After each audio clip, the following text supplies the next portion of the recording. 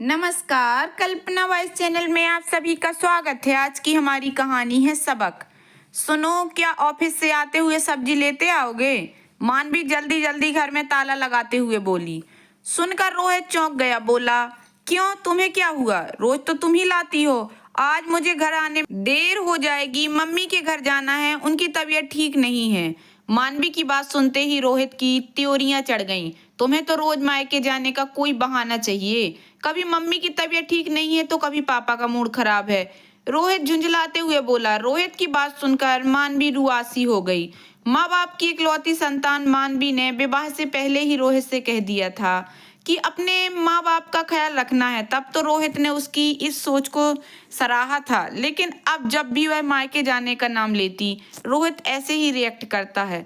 वैसे तो वह चुपचाप रोहित की बात सुन लेती, लेकिन आज उसकी बात मानवी के मन में चुभ गई। अतः वह भी तख्त लहजे में बोली, ठीक है, अब मैं वापस घर नहीं आऊंगी, वहीं रहूंगी। रोहित ने मानवी की बात को हल्के में ले लिया और बस स्टॉप पर छोड़कर ऑफिस चला गया।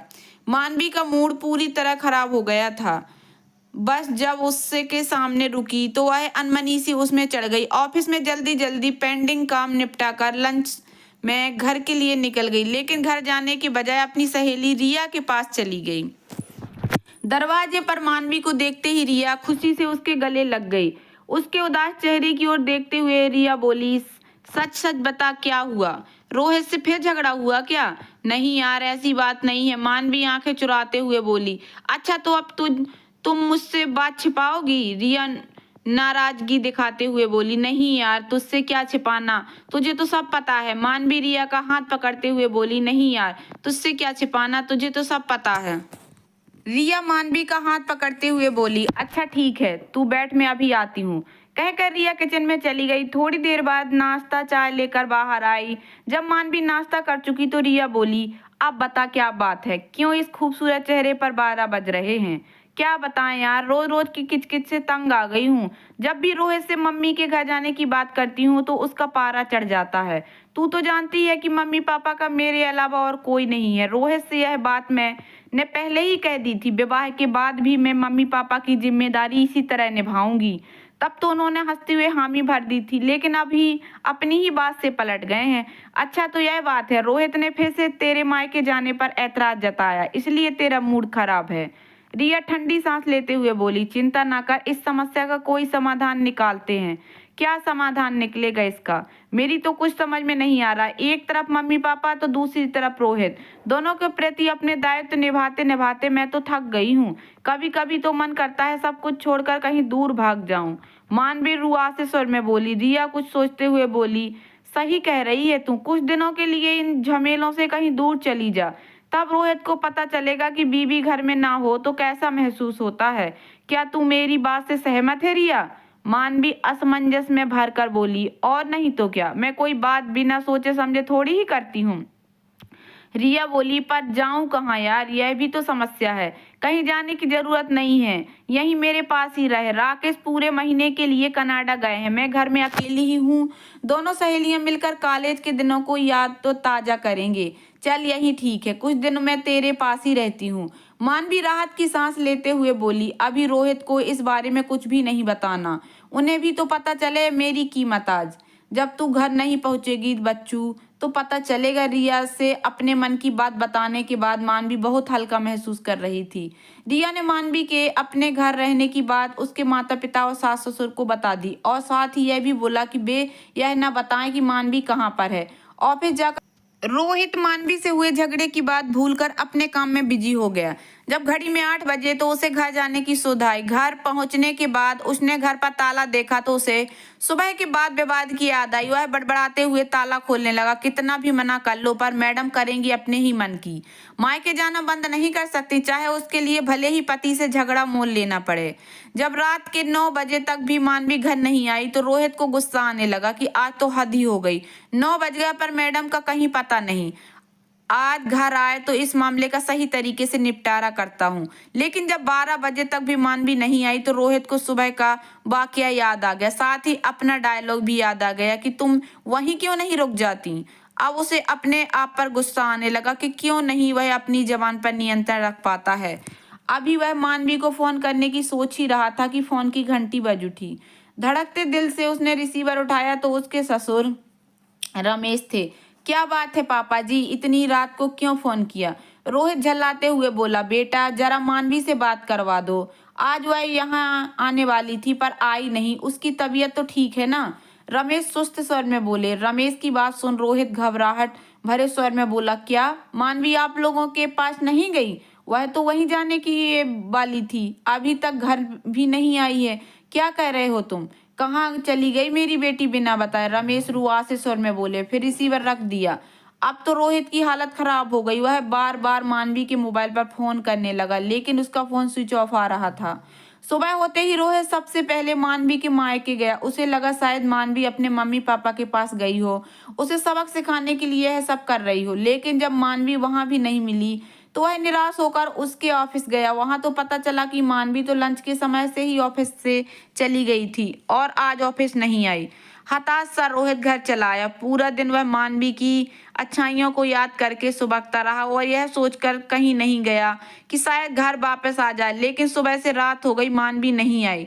मानवी और रिया दोनों रात भर गप्पे मारती रहीं, देर रात सोई। सुबह कॉल बैक की आवाज से मानवी की नींद टूटी तो उसने देखा कि रिया गहरी नींद सो रही है। मानवी का मन उसे जगाने को नहीं हुआ। वह यह सोचकर दरवाजा खोलने चली गई कि दूध वाला आया होगा।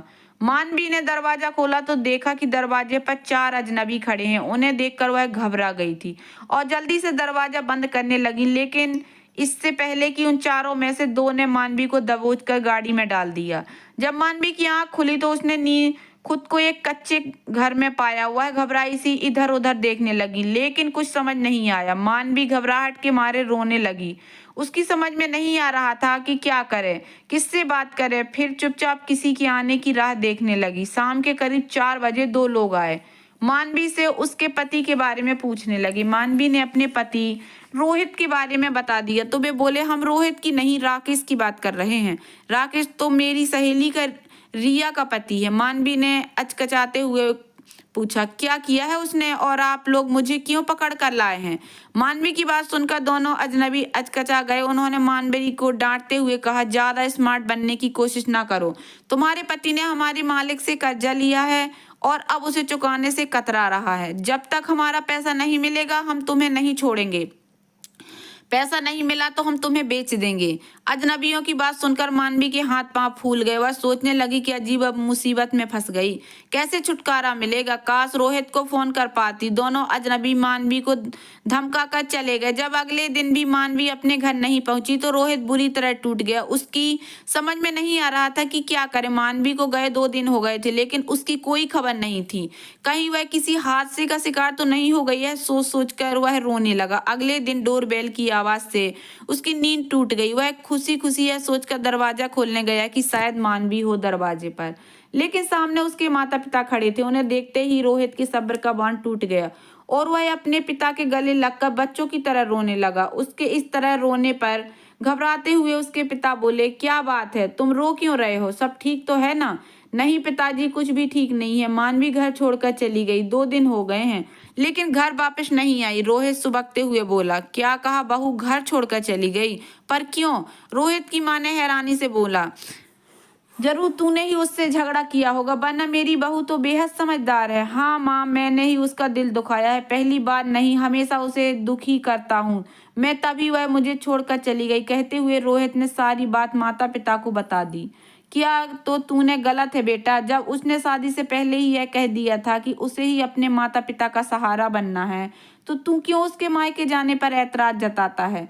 क्या कभी उसने तुझे रोका है हमारे प्रति अपनी जिम्मेदारियां निभाने से, या फिर उसने कभी हमारी सेवा करने में कोई कसर छोड़ी है? रोहित के पिता उसे समझाते हुए बोले, आप सही कह रहे हैं पापा, मैं गलत था जो अपनी बीवी के मनोभावों को नहीं समझ सका। एक बार वह वापस आ जाए तो मैं उसकी सारी बातों को मानूंगा और उसके माता पिता को भी आपकी ही तरह समझूंगा। रोहित के मम्मी पापा को उसके घर आए 2 दिन हो गए लेकिन मानवी का कोई फोन नहीं आया तो उन्हें भी घबराहट होने लगी। वे सोचने लगे कि मानवी ने हमसे कांटेक्ट क्यों नहीं किया, कहीं सचमुच उसके साथ कोई हादसा तो नहीं हो गया।